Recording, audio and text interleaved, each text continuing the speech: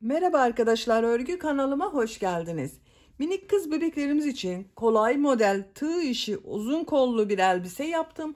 Bugün bu elbise anlatımını sizlerle paylaşmak istiyorum. Elbise örgüsüne yakadan zincir yaparak başlıyoruz. Ben bugün elbise anlatımını 3-6 aylık arası bir bebek ölçüsüne göre yapıyorum. Ama siz bu elbiseyi yeni doğan bebek için yapabilirsiniz. 2, 3, 4 yaş, her yaş kız çocuklarınız için yapabilirsiniz arkadaşlar. Tek yapmanız gereken bu yaka zincirini daha az veya daha çok sayıda başlamak. 1 yaşındaki bebek için yapacaksanız benim yaptığımdan 2 sıra fazla arttırma yaparsanız 1-2 yaş arası çocuk için olacaktır. Bu elbise örgüsünde iplik olarak pembe renk iplik kullandım. Bakın, kullandığım iplik üzerinde 100 gram iplikte 330 metre var. Bir yumak iplik kullandım arkadaşlar. Beyaz renk iplik yine aynı şekilde 100 gram iplikte 330 metre var. Bu iplikten bakın bir yumak iplik bitmedi. Bu kaldı. Tığ olarak 5 numara 3 milimetre tığ kullandım. Elimin sıklığına bu tığı kullandım arkadaşlar. Sizin eliniz sıkıysa yaptığınız örgü sert olur ve ölçü benim yaptığımdan daha küçük olur. Eğer sizin eliniz sıkıysa 3,5-4 milimetre tığları kullanmanızı tavsiye ederim. Arkadan düğmeli yaptım elbiseyi arkadaşlar. Bakın, 2 tane düğme diktim buraya. Kullanışlı bir elbise modeli. Elbisenin örgüsü de çok kolay. Yaka örgüsünü trabzan yapıyoruz. Bakın, burada da çok güzel model yaptım. Hem kolay hem de güzel model arkadaşlar. Her yaş içinde dediğim gibi uygun. Ben bugün pembe ve beyaz renk kullandım. Bu elbise örgüsünü yaptım. Siz bu elbise örgüsünde istediğiniz marka iplik ve renkleri kullanarak yapabilirsiniz. Bakın, buraya da kurdale taktım arkadaşlar. Videonun sonunda nasıl takıldığını da size kısaca gösteriyorum. İsterseniz bunu takmadan da sade kullanabilirsiniz. Ben değişik olsun diye kurdale takmayı tercih ettim. Bu elbiseyi bu şekilde sade kullanabilirsiniz. Veya bakın, değişik süslemeler yapabilirsiniz. Ben bugün bu elbiseyi süslü yapmak istiyorum. Şu şekilde bakın, kurdaleler var. Bu kurdaleyi şuralara dikeceğiz arkadaşlar. Ama siz sade de görün diye ben dikmedim. Biraz sonra dikeceğiz. Videodan sonra dikiyorum ben. Bakın, roba bölümünün buraya, yaka bölümünün buraya dikiyorum.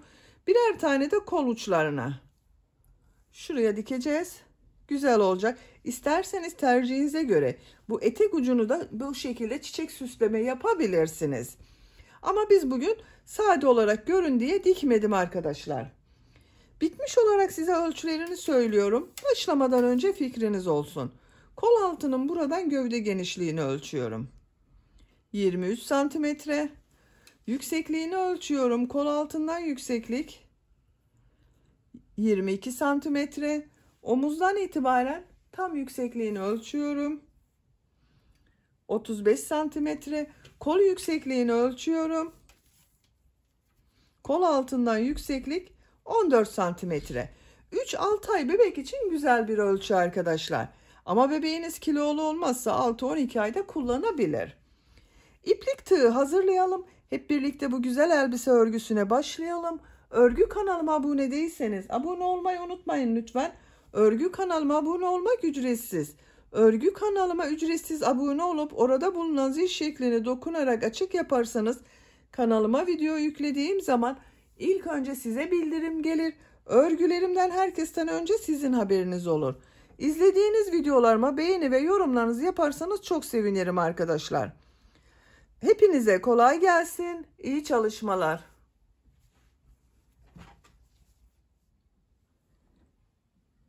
Örgüye yakadan zincir yaparak başlıyorum. Zincir yapmak için ilk ilmeği bakın şu şekilde yapıyorum. Zincirleri yapmaya başlıyorum. Çok sıkı zincirler yapmayalım arkadaşlar. 80 zincir yapıyorum. 80 zincir yaptım. Bakın, bu şekilde çok sıkı olmayan zincirler yaptım. 3 zincir dönüş için yapıyorum. 1, 2, 3. Tığ üzerine iplik alıyorum. 3 ilmek atlıyorum. 1, 2, 3. 4. ilmek içine trabzan yapıyorum. Bu 3 ilmek atladığımda bir trabzan arkadaşlar. 11 trabzan yapıyorum. Bakın bu zincirle birlikte 2 trabzan oldu. 11 trabzan yapıyorum. 3 4 5 6 7 8 9 10 11 11 trabzan yaptım. 2 zincir yapıyorum. Tığ üzerine iplik alıyorum. Bakın aynı ilmeğe değil, yanında bulunan ilmeğe trabzan yapıyorum. Kol bölümü için 18 trabzan yapıyoruz.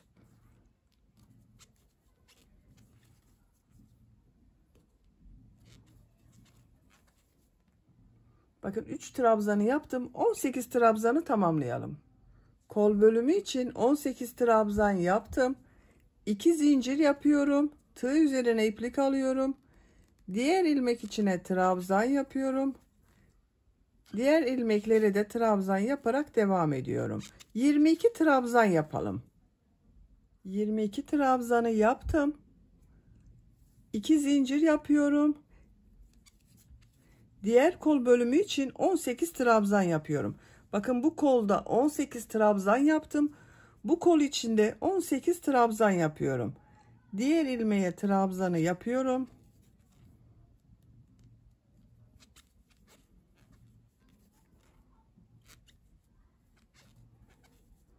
18 trabzanı yapalım. Diğer kol içinde 18 trabzanı yaptım.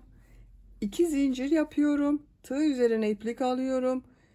İlk ilmek üzerine trabzan yapıyorum. Buraya da 11 trabzan yapıyorum arkadaşlar. Bakın buraya 11 trabzan yaptım. Burayı da 11 trabzan yapıyorum. 1 2 3 4 5 6 7 8 9 10 11 trabzan yaptım. Bakın arkadaşlar, bu sırada yaka ayrımlarını yaptım.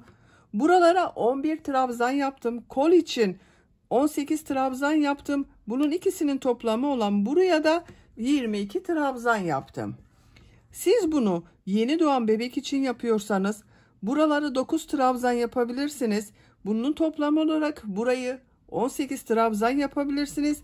Bu kol bölümlerini de 12-13 trabzan olarak yapabilirsiniz.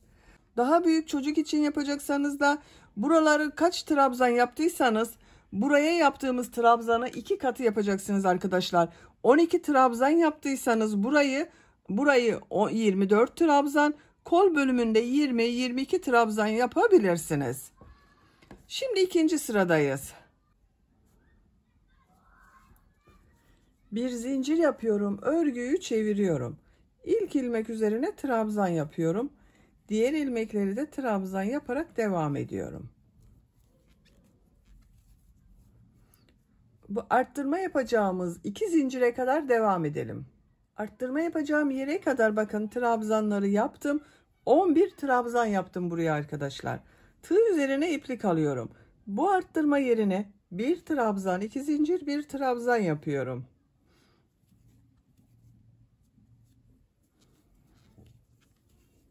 Bakın arttırmaları yaptım.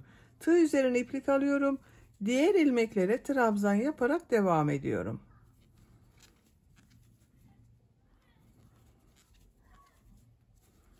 Arttırma yerine kadar devam edelim. Diğer arttırma yerine kadar trabzanları yaptım.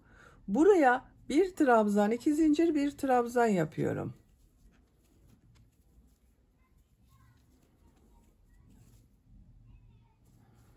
Diğer ilmekler üzerine trabzan yaparak devam ediyorum. Arttırma yerine kadar devam edelim. Diğer arttırma yerine kadar trabzanları yaptım. Buraya bir trabzan, 2 zincir, bir trabzan yapıyorum.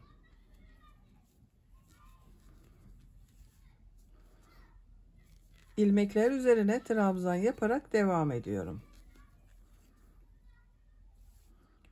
Buraya kadar devam edelim. Arttırma yerine kadar trabzanları yaptım. Buraya bir trabzan, 2 zincir, bir trabzan yapıyorum.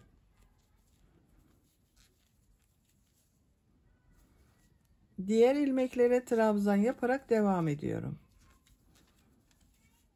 Sıra sonuna kadar devam edelim. Sıra sonuna kadar tamamladım. Son ilmeği bir önceki sırada 3 zincir atlayarak yaptığım bir trabzan vardı.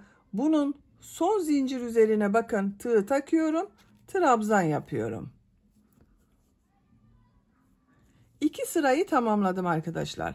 Görüntü olarak bakın bu şekilde oldu. 3. sıradayım. 3. sırada pembe renkli iplik ile bir sıra sık iğne yapıyorum.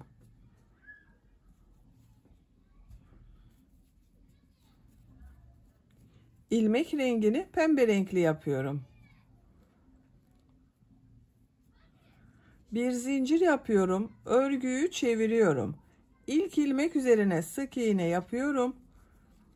Diğer ilmeklere de sık iğne yapıyorum.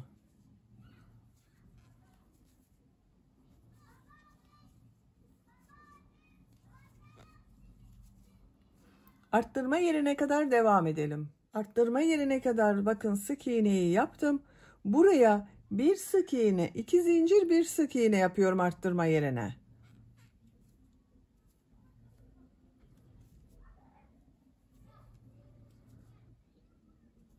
Diğer ilmeklere birer defa sık iğne yapıyorum.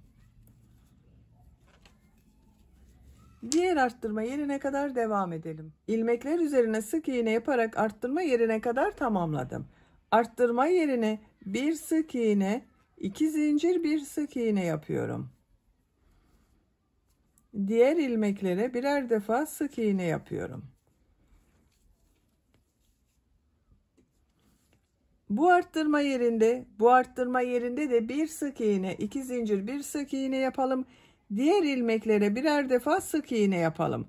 Sıra sonuna kadar tamamlayalım. Sıra sonuna kadar sık iğne yaparak tamamladım. Arttırma yerlerinde bir sık iğne, 2 zincir, bir sık iğne yaptım. Pembe renkli ipliği kesiyorum.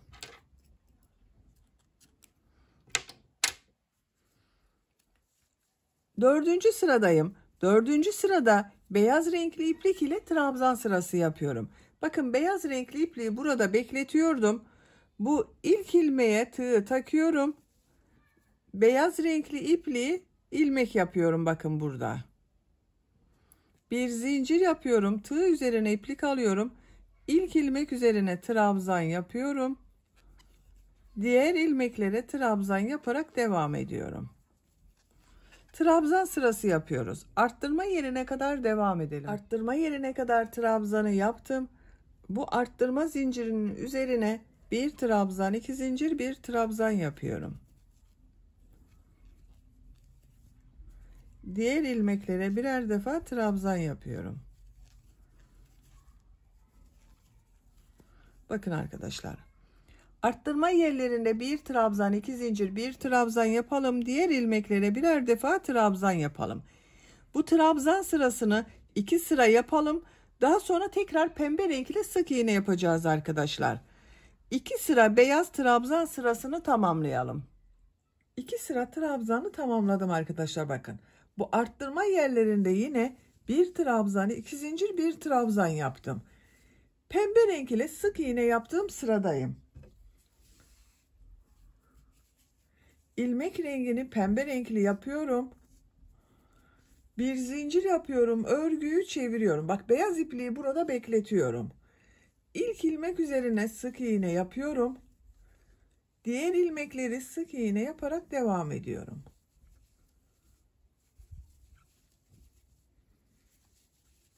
Arttırma yerine kadar devam edelim. Sık iğne yaparak buraya kadar tamamladım. Bu 2 zincir üzerine bir sık iğne, 2 zincir, bir sık iğne yapıyorum. Diğer ilmeklere sık iğne yaparak devam ediyorum. Bakın arkadaşlar. Bir sık iğne, 2 zincir, bir sık iğne yaptım. Burada ve burada yine bir sık iğne, 2 zincir, bir sık iğne yapalım. Sıra sonuna kadar devam edelim. Sonraki sırada bu ipliği bak şuradan, burada yaptığımız gibi üst ilmeğe alalım. Bak şu şekilde ilmek yapalım. Bir zincir yapıp trabzan sırası yapalım. 2 sıra trabzan sırası, bir sıra sık iğne yapıyorum. Arttırma yerlerinde hep bak, bir trabzan, 2 zincir, bir trabzan, bir sık iğne, 2 zincir, bir sık iğne olarak yapıyorum. Yaka örgüsünü yapacak olduğunuz çocuğun büyüklüğüne göre arttırmalar yaparak tamamlayalım. Yaka örgüsünü her sırada arttırmalar yaparak yapacağım ölçüye göre tamamladım. Kaç sıra yaptığımı sayıyorum. Bak 3 sıra pembe renk iplik ile sık iğne yaptım. 2, 4, 6, 8 sıra beyaz renk iplik ile trabzan sırası yaptım. Santimetre olarak ölçüyorum. 9 santimetre yükseklik var. Benim yapacağım ölçü için bu yeterli. Siz biraz büyük olsun istiyorsanız 1 veya 2 sıra arttırmalara devam edebilirsiniz. Bak bu sırada bir sıra pembe renk iplik ile sık iğne yapıp bir sırada trabzan sırası 1-2 sıra devam ederseniz daha büyük ölçüde olur arkadaşlar. Açık olarak görelim. Bakın bu şekilde. Bu sırada kolları gövdeden ayırıyorum. Örgüye artık gövdenin örgüsüyle devam ediyorum. Bir zincir yapıyorum. Örgüyü çeviriyorum. İlk ilmek üzerine trabzan yapıyorum. Diğer ilmeklere trabzan yaparak devam ediyorum. Bu arttırma yaptığımız yere kadar devam edelim. Arttırma yapacağım yere kadar bak tamamladım. Bu arttırma yerine 2 trabzan yapıyorum.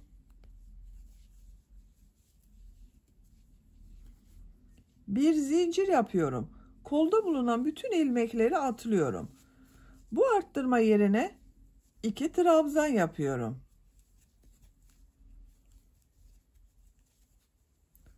Diğer ilmeklere trabzan yaparak devam ediyorum.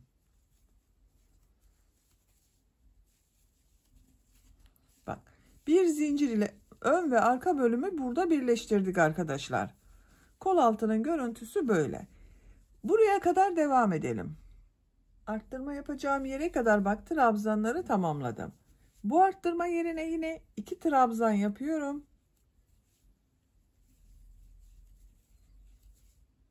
Bir zincir yapıyorum. Tığ üzerine iplik alıyorum. Kolda bulunan bütün ilmekleri atlıyorum. Bak bu arttırma yerine 2 trabzan yapıyorum.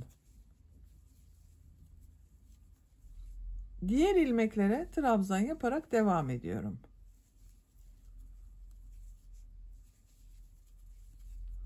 Bak kol altının görüntüsü böyle arkadaşlar. Sıra sonuna kadar devam edelim. Sıra sonuna kadar tamamladım. Bu sırada kol bölümlerini gövde bölümünden ayırdık. Bak ön ve arka bölümü kol altında birleştirdik arkadaşlar. Bu sıra sonunda bulunan ilmek ile ilk ilmeği de birleştirerek artık örgüye tek parça şeklinde devam ediyorum. Bak ilk başta bulunan bu ilmeğe tığ takıyorum. İplik aldım. İlmek içinden çektim. Tığ üzerinde bulunan ilmekten de çektim arkadaşlar. Bakın burayı birleştirdim. Artık örgü tek parça olacak.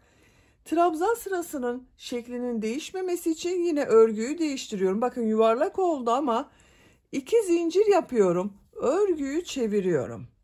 Yine trabzan sırası yapıyorum. İlk ilmek üzerine trabzan yapıyorum. Diğer ilmeklere de trabzan yaparak devam ediyorum.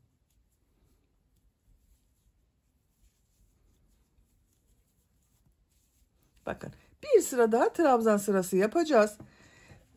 Her ilmeğe birer defa trabzan yapalım. Bakın bu kol altında bulunan ilmeğe de bir trabzan yapıyoruz. İsterseniz buraya 2 trabzan da yapabilirsiniz arkadaşlar.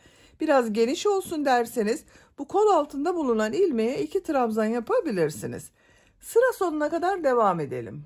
Sıra sonuna kadar tamamladım. Son ilmeği ilk yaptığım bakın bu 2 zincir yaparak yaptığım bir ilmek var. Bununla ilmek kaydırma yaparak birleştiriyorum. Beyaz ipliği kesiyorum.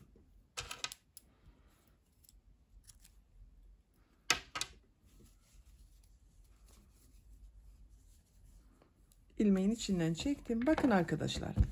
Görüntüsü böyle oldu. Şimdi elbisenin model bölümünü yerleştiriyorum. Model bölümünü pembe renkli yapıyorum. Siz bu robayı ne renk yaptıysanız o renk yapabilirsiniz arkadaşlar. İsterseniz beyaz olarak da modele devam edebilirsiniz. Ben pembe renkli yapmayı tercih ediyorum. Bakın. Bu ilmekten bir ilmek yapıyorum. Birleştirme yaptığım yerden 3 zincir yapıyorum. 1 2 3. Tığ üzerine iplik alıyorum. Bir ilmek atlıyorum. İkinci ilmek içine 3 trabzan, 2 zincir, 3 trabzan yapıyorum. Bu bir trabzan olacak. Bakın 3 zincir yaptım, bir trabzan oluyor o.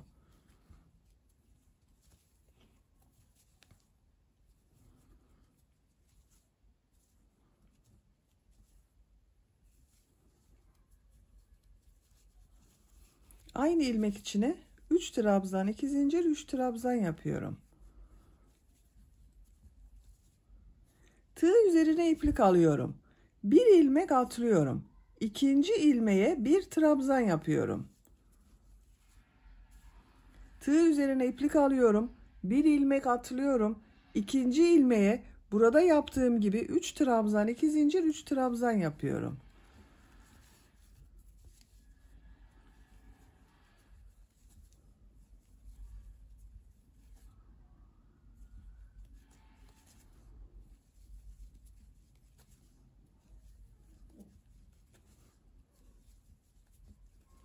Üç trabzan, 2 zincir, 3 trabzan yaptım. Tığ üzerine iplik alıyorum. Bir ilmek atlıyorum. İkinci ilmeğe bir trabzan yapıyorum. Tığ üzerine iplik alıyorum. Bir ilmek atlıyorum.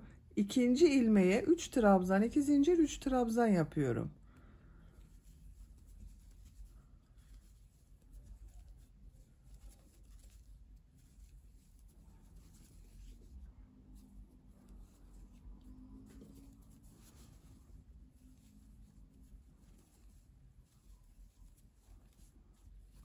Tığ üzerine iplik alıyorum. Bir ilmek atlıyorum. Bir trabzan yapıyorum. Bakın modeli bu şekilde. Sıra sonuna kadar devam edelim. Modelleri yaparak sıra sonuna kadar tamamladım. Son modeli de bakın bu ilmeğe yaptım. Arada ilmek kalmadı trabzandan önce bakın. Modelden önce de ilmek atlamadım. Model denk gelmesi için ikinci ilmeğe bakın modeli yerleştirdim. Bu model ile ilk yaptığım bu 3 zincirden oluşan trabzanı ilmek kaydırma yaparak birleştiriyorum. Bakın sırayı birleştirdim. Bir sıraya kaç model yaptığımı sayıyorum. 2, 4, 6, 8, 10, 12, 14, 16, 18, 20, 22, 24 model. Bir sırada 24 model var. Bakın görüntüsü böyle oldu arkadaşlar. İkinci sıradayız. Model sırasının ikinci sırasındayız. Bir zincir yapıyorum. Tığ üzerine iplik alıyorum. Bu sırada bu tek yaptığım trabzanları boşluktan alarak trabzan yapıyorum. Model ortasında bulunan 2 zincir üzerine de 3 trabzan, 2 zincir, 3 trabzan yapıyorum. Bakın bu ilk 3 zincir yaparak yaptığım trabzanı şu şekilde tığı boşluğa takıyorum. İlmek aldım. Trabzan yapıyorum. Çok sıkı yapmıyorum bu trabzanı. Tığ üzerine iplik alıyorum. Model ortasına 3 trabzan, 2 zincir, 3 trabzan yapıyorum.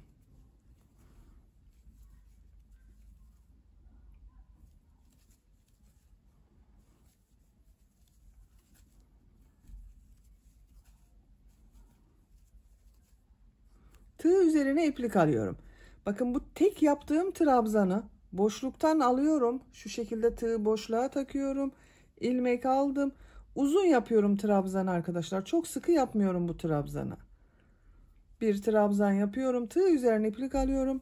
Model ortasına 3 trabzan, 2 zincir, 3 trabzan yapıyorum.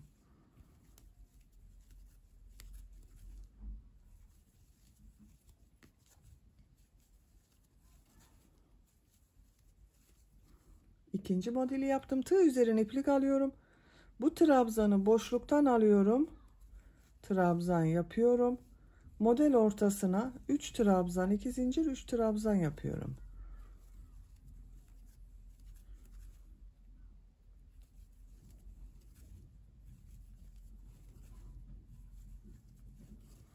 Bakın bu şekilde oluyor. Sıra sonuna kadar devam edelim. Sıra sonuna kadar tamamladım. Son modeli burada yaptığım ilk trabzan ile ilmek kaydırma yaparak birleştiriyorum. Boşluktan alarak yaptığım bu trabzana bakın, tığ takıyorum, ilmek aldım, içinden çekiyorum. Bir zincir yapıyorum, tığ üzerine iplik alıyorum. Bu trabzanı boşluktan alıyorum, trabzan yapıyorum. Tığ üzerine iplik alıyorum. Model ortasına yine 3 trabzan, 2 zincir, 3 trabzan yapıyorum.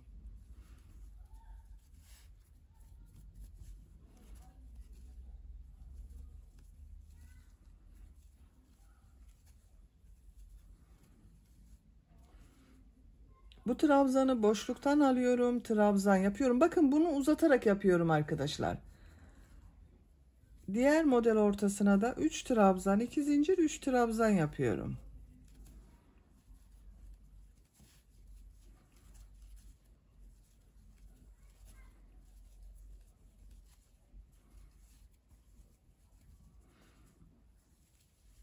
Tek trabzan yapıyorum. Bakın bu şekilde. Elbisenin etek örgüsü bu şekilde devam edecek. Bu modelli bölümü tercihinize ve yapacak olduğunuz çocuğun büyüklüğüne göre istediğiniz kadar model sırasını tekrarlayarak tamamlayalım. Elbisenin etek bölümünü 14 model sırası yaptım. 1, 2, 3, 4, 5, 6, 7, 8, 9, 10, 11, 12, 13, 14. Burada bitirmedim arkadaşlar. Modellere devam edeceğiz. Ama ben bu 15. sırada renk değiştirmek istiyorum. Bir sıra beyaz renk, bir sıra pembe renk yapacağız. Onun için o geçişi size göstermek istedim. Bakın burada ilmek kaydırma yaparak birleştirdim. Siz tek renk yapacaksanız aynı şekilde modellere devam edebilirsiniz. Renk değiştirmenize gerek yok. İlmek rengini beyaz yapıyorum. Bir zincir yapıyorum. Tığ üzerine iplik alıyorum. Aynı modeli aynı şekilde yapıyorum bakın. Boşluktan alıyorum. Trabzan yapıyorum. Tığ üzerine iplik alıyorum. Pembe renkli ipliği bekletiyorum. Bir sonraki sırada pembe renkli iplik ile devam edeceğiz. Tığ üzerine iplik alıyorum. Model ortasına 3 trabzan, 2 zincir, 3 trabzan yapıyorum.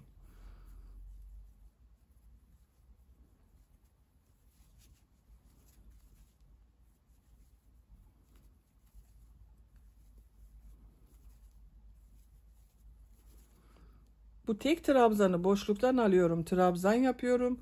3 trabzan, 2 zincir, 3 trabzan yapıyorum. Modelde herhangi bir değişiklik yapmadım. Aynı şekilde devam ediyorum.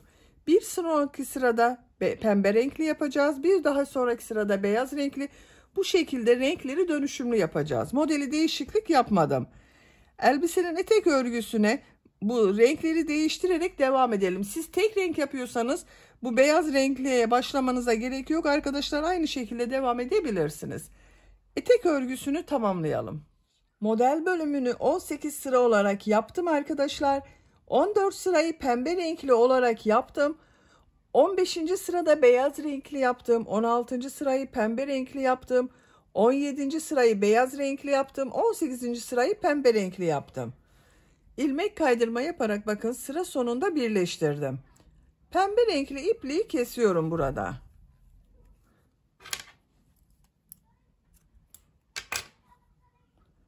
Beyaz renkli ipliği burada bekletiyorum. Bakın buradan beyaz renkli iplik ile bir ilmek yapıyorum. Bir zincir yapıyorum. Tığ üzerine iplik alıyorum. Bu model ortasında bulunan 2 zincir üzerine 4 trabzan yapıyorum.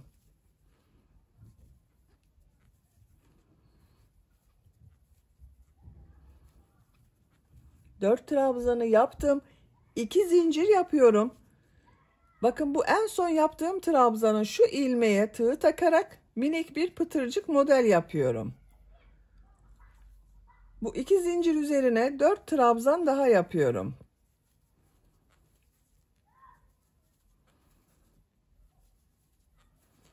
Bakın bu şekilde model yapıyoruz.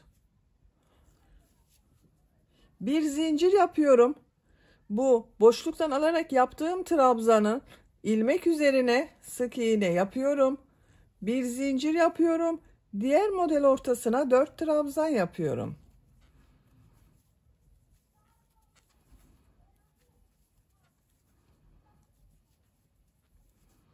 İki zincir yapıyorum. Bakın bu en son yaptığım trabzanı ilmeğe tığ takıyorum. Tekrar gösteriyorum arkadaşlar. Bakın şu ilmeğe tığ takıyorum. İlmek aldım. Sık iğne yapıyor gibi yaptım. Buraya minik bir pıtırcık yaptım. Tığ üzerine iplik alıyorum. Buraya 4 trabzan daha yapıyorum.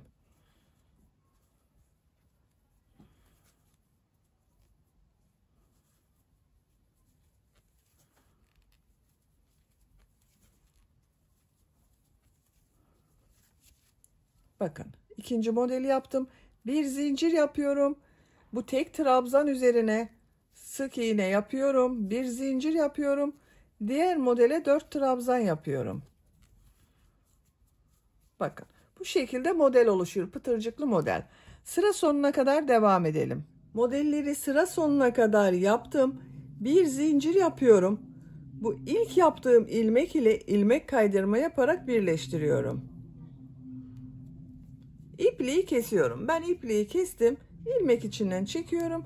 Bakın arkadaşlar birleştirdiğim yerin görüntüsü böyle. Böylece bakın etek bölümünü bitirdim. Elbisenin etek bölümünü, gövde bölümünü bitirdik. Şimdi kollarını yapalım. Ben kol örgüsünün birisini bakın bu şekilde hazırladım. Diğer kol örgüsünü sizinle birlikte başlayalım. İki kolun örgüsü de aynı oluyor. Kol altından başlıyorum. Kol altında bulunan ilmeğe iplik bağlıyorum. Buradan bir ilmek yapıyorum. Tığ üzerine iplik alıyorum. Bakın şu şekilde tuttum. Arttırma yerine bir trabzan yapıyorum. İplik ucunu içeride tutuyorum. Diğer ilmeklere birer defa trabzan yapıyorum. Her ilmek üzerine bir trabzan yapıyorum.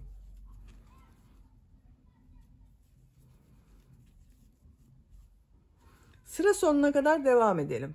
Sıra sonuna kadar yaptım. Bu arttırma yerine bir trabzan yapıyorum.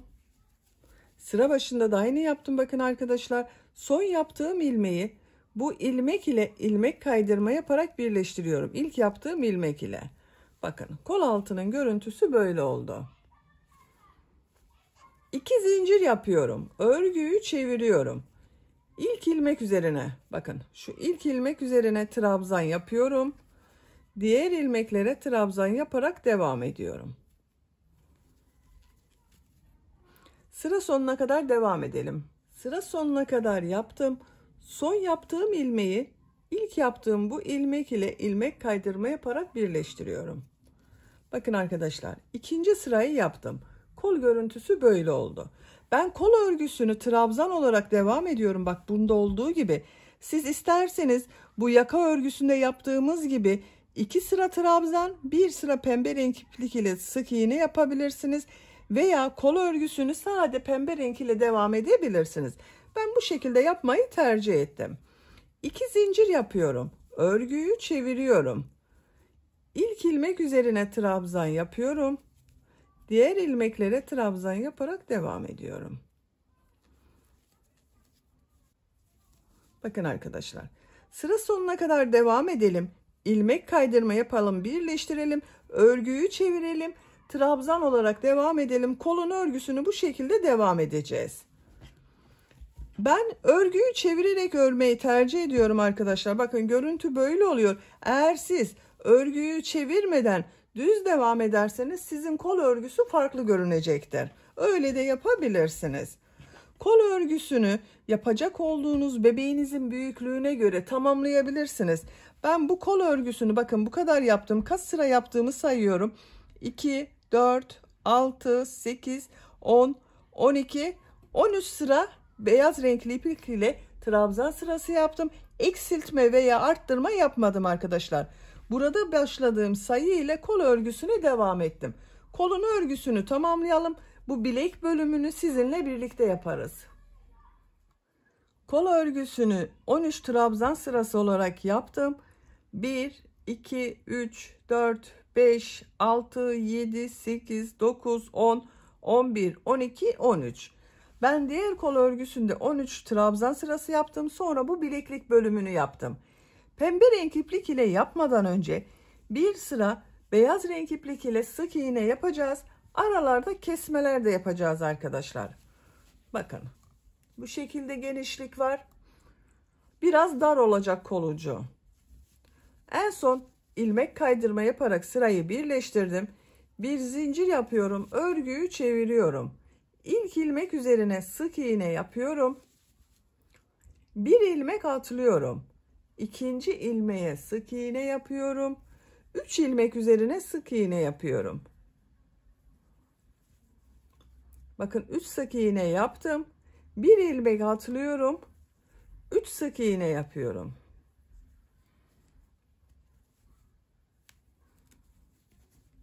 Bir ilmek atlıyorum. 3 sık iğne yapıyorum. Bir ilmek atlıyorum. 3 sık iğne yapıyorum. Bakın bu şekilde. Sıra sonuna kadar devam edelim. Sıra sonuna kadar yaptım arkadaşlar. Bakın son 2 ilmeğe sık iğne yaptım. Burada bir ilmek atladım. İlk yaptığım bu ilmek ile ilmek kaydırma yaparak birleştiriyorum. Beyaz renkli ipliği kesiyorum.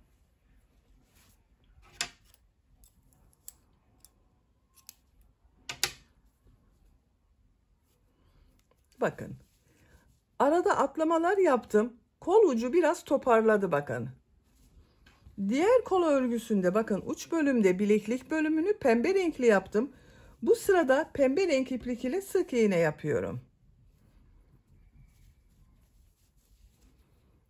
Bu ilmekten pembe renk iplik ile ilmek yapıyorum. Bir zincir yaptım, sağlamlaştırdım. Aynı ilmek içine sık iğne yapıyorum. Her ilmek üzerine bir sık iğne yapıyorum. Bu sırada eksiltme yapmıyorum arkadaşlar. Her ilmeğe bir sık iğne yapıyorum. İplik ucunu da içinde tutuyorum bakın. Sıra sonuna kadar devam edelim. Sıra sonuna kadar yaptım. Son ilmeğe bakın sık iğne yaptım. İlk yaptığım ilmek ile ilmek kaydırma yaparak birleştiriyorum. Bakın pembe renk iplik ile bir sıra sık iğne yaptım. Bu sırada eksiltme veya arttırma yapmadım arkadaşlar.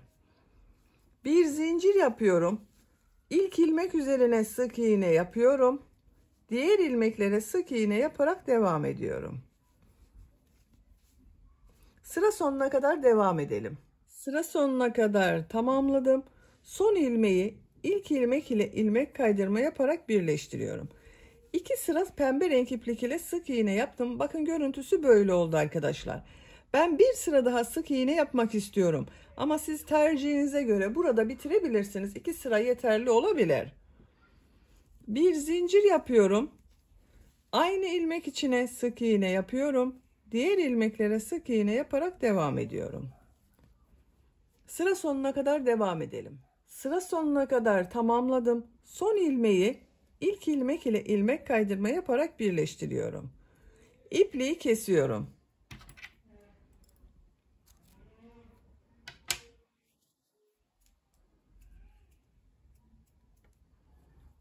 İlmek içinden çektim. 3 sıra sık iğne yaptım arkadaşlar. Pembe renk iplik ile bakın. 1, 2, 3. Bir sırada beyaz renkli iplik ile yaptım. Bileklik bölümü bu şekilde yeterli görüyorum. Siz isterseniz bir sıra daha sık iğne devam edebilirsiniz tercihinize göre. Veya 2 sırada yapabilirsiniz. Bakın kol örgüsünü tamamladık.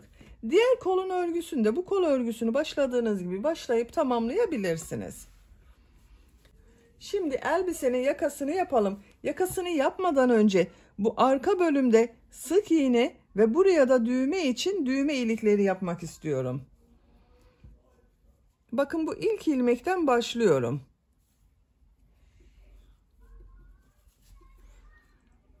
Bir zincir yaptım, sağlamlaştırdım. Sık iğne yapıyorum. İlmekler üzerine sık iğne yapıyorum.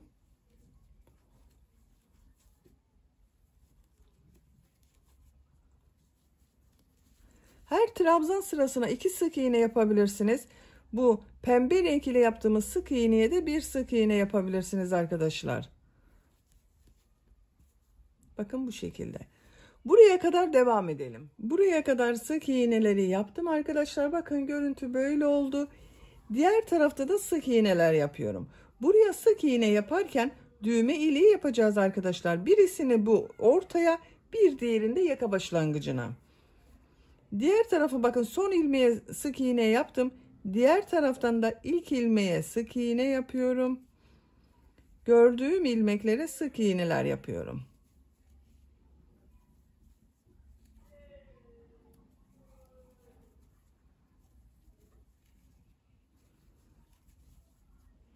Bakın bu ilmeğe sık iğne yapıyorum. Düğme iliği için 6 zincir yapıyorum. 6 zinciri yaptım. Aynı ilmeğe sık iğne yapıyorum. Bakın bu şekilde bir düğme iliği oldu. Ben bugün bu şekilde ince bir düğme dikiyorum bu elbiseye arkadaşlar. Bakın düğmenin geçeceği şekilde. Siz daha büyük düğme kullanıyorsanız bunu 7 zincir yapabilirsiniz. Diğer ilmeklere sık iğne yaparak devam ediyorum.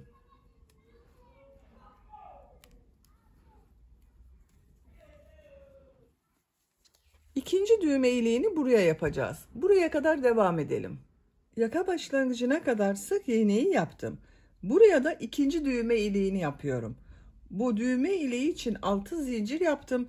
Bu düğme iliği için de 6 zincir yapıyorum. 2, 3, 4, 5, 6. Aynı ilmek içine sık iğne yapıyorum. Bakın ikinci düğme iliğini buraya yaptım. Buraya bir sık iğne yapıyorum. Yaka çevresinde pıtırcık modelleri yapıyorum arkadaşlar. Bakın bu ilk ilmeğe bir sık iğne, 2 zincir, bir sık iğne yapıyorum. Bir ilmek atlıyorum. Bir sık iğne, 2 zincir, bir sık iğne yapıyorum. Bir ilmek atlıyorum. Bir sık iğne, 2 zincir, bir sık iğne yapıyorum.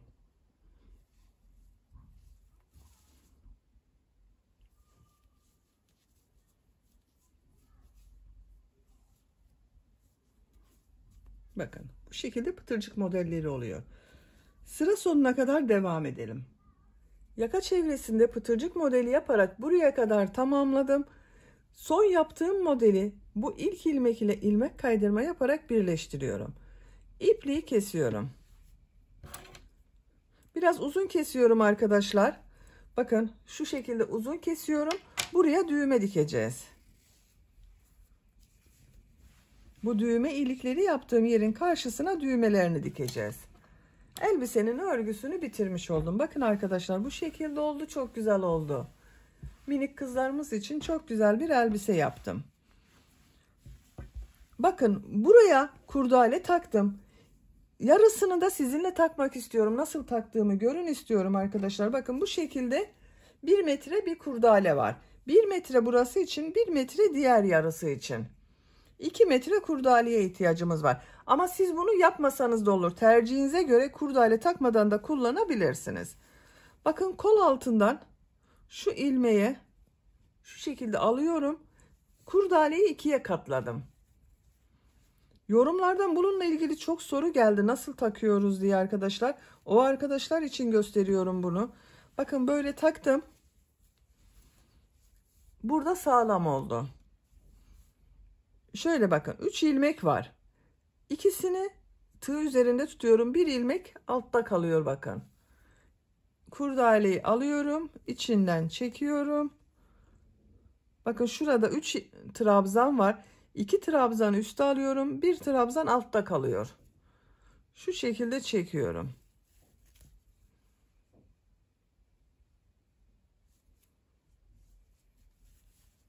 Buraya kadar devam edelim.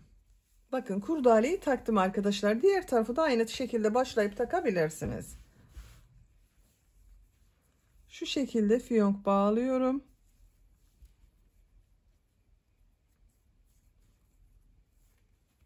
Elbisemiz hazır. Bakın çok şirin oldu. Bitmiş olarak size elbisenin ölçülerini söylüyorum. Kol altının buradan gövde genişliğini ölçüyorum. 23 santimetre. Yüksekliğini ölçüyorum. Tam yüksekliğini ölçüyorum. 35 santimetre. Kol altından yüksekliği ölçüyorum. 22 santimetre. Ben bugün bu elbiseyi 3 aylık bir bebek için yaptım arkadaşlar. 3-6 aylık bir bebek için oldu. Ama bebeğiniz kilolu olmazsa 1 yaşına kadar çok rahat kullanabilir. Beni dinlediğiniz ve izlediğiniz için hepinize çok teşekkür ederim. Örgü kanalıma abone değilseniz abone olmayı unutmayın lütfen. Örgü kanalıma abone olmak ücretsiz. Örgü kanalıma ücretsiz abone olup orada bulunan zil şeklini dokunarak açık yaparsanız kanalıma video yüklediğim zaman ilk önce size bildirim gelir. Örgülerimden herkesten önce sizin haberiniz olur. İzlediğiniz videolarıma beğeni ve yorumlarınızı yaparsanız çok sevinirim arkadaşlar. Sizlerle yeni örgülerde görüşmek dileğiyle. Hoşça kalın, sevgiyle kalın.